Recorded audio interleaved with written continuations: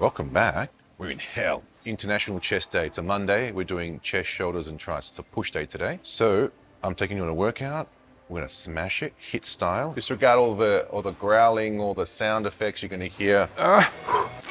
What's 9? Oh man. All the genuine pain you're gonna experience with me. And I have a confession to make. I hand in my Carnivore card from time to time, namely during a workout, dates. This is called the targeted ketogenic diet. Targeted in the sense that we use carbohydrates when we're gonna incorporate them most through a workout. Now I've done it with and I've done it without. And my performance with them is second to none. So I'm not saying you should go out and have your carbohydrates right now, but I am saying for you to experiment with this and see exactly what your experience tells you. For me, I noticed that when I incorporate 0.3 grams of carbs per kilogram of body weight, about 40 to 45 grams for me in this, I perform much better than I'm actually not having and going full-blown ketogenic. Okay, use this experience and see whether it serves you. Let's go, come on. Okay. My current routine is a push, pull, leg routine. Push, leg, pull routine. So I do upper body Monday, lower body Wednesday, upper body Friday. Now in the past, I used to give a lot of time between workouts, typically somewhere in the vicinity of 19 days between muscle groups. Now I'm only doing 48 hours between workouts and 7 days between muscle groups. So I'm gonna experiment again to see whether I need more recovery. I've said time and time again, muscle mass is performance dependent, but performance is recovery dependent. So if you feel the need to take an extra rest day, then please do so, because at the end of the day, if you're not resting enough, you're not growing enough, as Mike Menzer once said. If you're not resting enough, you're not growing enough. So give all the rest you need. There is no set in stone schedule as to when you should be training. Just because it's a Monday, it doesn't mean you have to do a workout. If you're flat, if you haven't recovered from the weekend, or it might be, take a rest day, come back Tuesday. Okay, all right, let's go. Okay, so first exercise, 2 exercises for the chest. There'll be 2 for the delts and 1 for the triceps. First exercise is an incline Smith machine chest press. Tempo on this one is 4040. So I focus on slow, eccentric and concentric velocity, meaning I take anywhere between 3 to 5 seconds on the way down and 3 to 5 seconds on the way up. So I'm really taking a good 8 to 10 seconds for every repetition. Last time I did this, we hit 47.5 kilos for 8 reps. So today, it's gonna be a weight goal. I'm gonna add a bit more weight and aim for 6 to 8 reps. Okay, outside shoulder width grip, retract those shoulder blades back, chin up, flip the bar back, lower the bar to the collarbone, and drive up. It's a warm-up set here, so I'm gonna take maybe 8 to 10 reps just to drive metabolites into the working muscles, increasing viscosity, as Vince Gironda says. Viscosity, that's a good word, isn't it? All right, 1 warm-up set.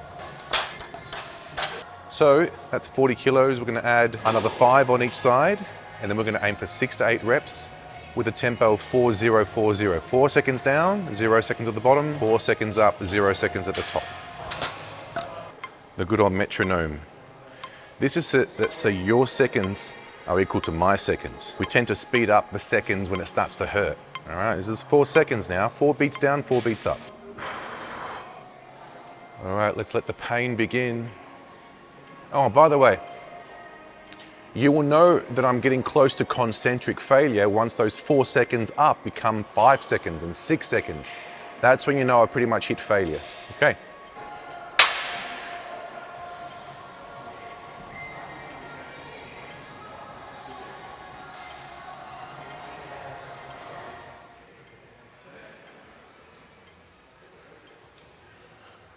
Six. Oh, we're cooking now. Oh man. Okay. 7.637. Wasn't really 8. Damn it. Okay, all good, all good. Next exercise is the seated machine lateral raise. You can do either the machine lateral raise, you can do a seated dumbbell lateral raise. It doesn't really matter which you choose. I like to use a lot of machines because it takes away a lot of the coordination aspect of it, meaning I can just focus on hitting to momentary muscular failure and not having to coordinate the dumbbells left and right. I give the muscles a bit of a break. I've done a chest exercise. Now I'm going to do a shoulder exercise before we go back to another chest exercise. 1 warm-up set.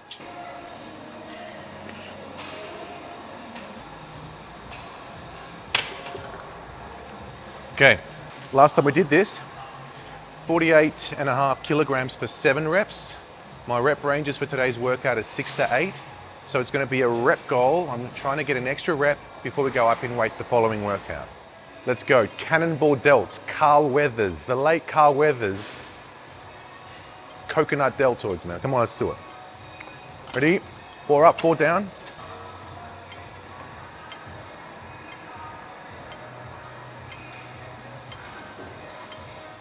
That's 4. 5. 5.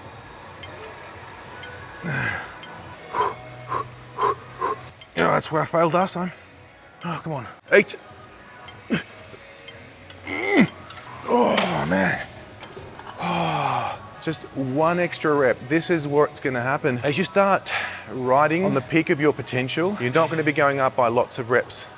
A kilogram here or there, a rep here or there, and strength gains precede muscle gains. In other words, first you're going to get stronger, and then muscle mass comes for the ride. Okay. Let's go, next exercise. Okay, I'm warm, everything's ready to go.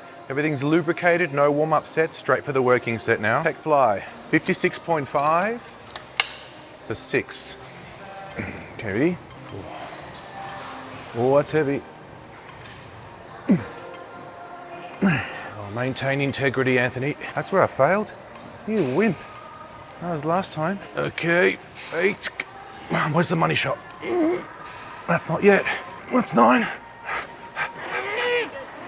Oh, fucking hell. That right there is the difference. Now, in the past, I've gone full-blown carnivore. Did not want to hand my carnivore card in, so I kept it purely ketogenic the whole way through.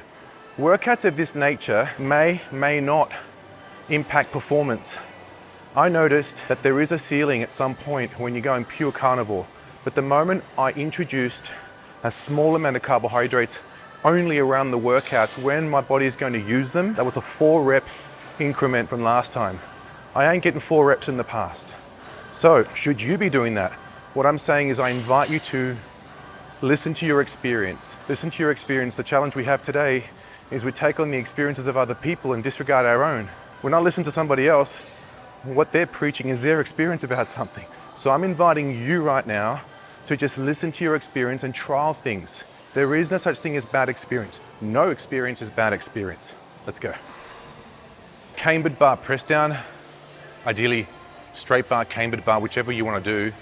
I tend to find a little better grip with the wrists are a lot better for me on the cambered bar, but just choose whichever one suits you.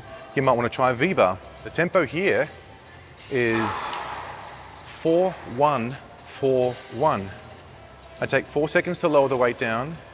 I do a cheeky pause at the bottom to peak contraction, and 4 seconds to raise the weight back up, and then I pause at the loaded stretch phase. This is where most of the mechanical tension takes place. So if you're missing the stretch part of an exercise, you are robbing yourself of muscle growth. So 4 up, hold for a second, 4 down, cheeky hold for a second at the bottom.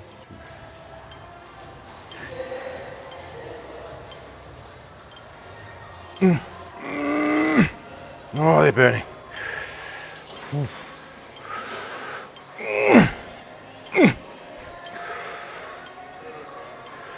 Oh man, 8 reps, okay. Okay, come in. The challenge you're going to face is maintaining your form as you approach failure. I've trained so many clients over the years. When we start getting close to failure, they lose everything.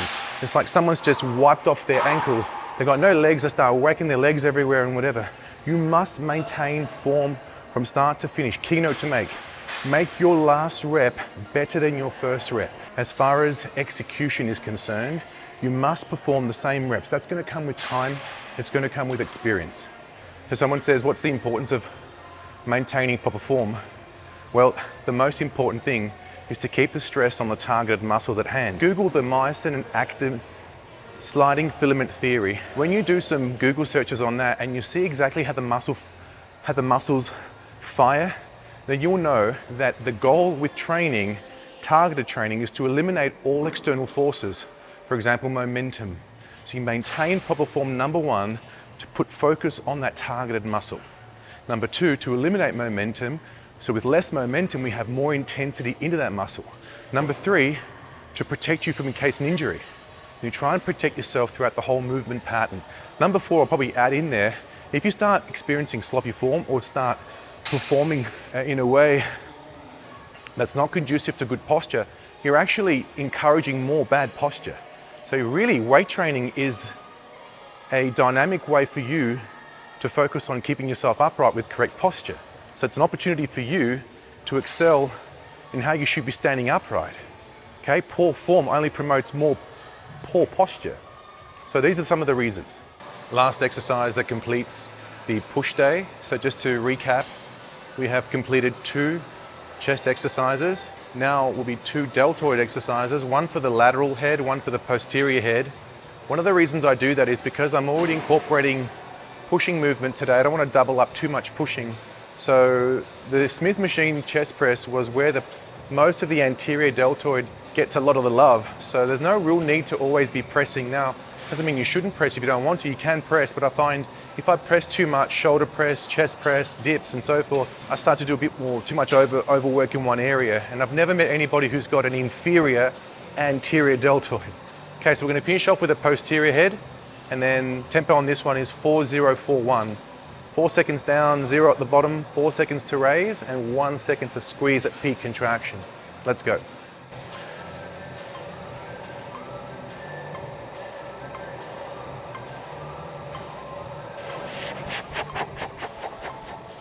Okay.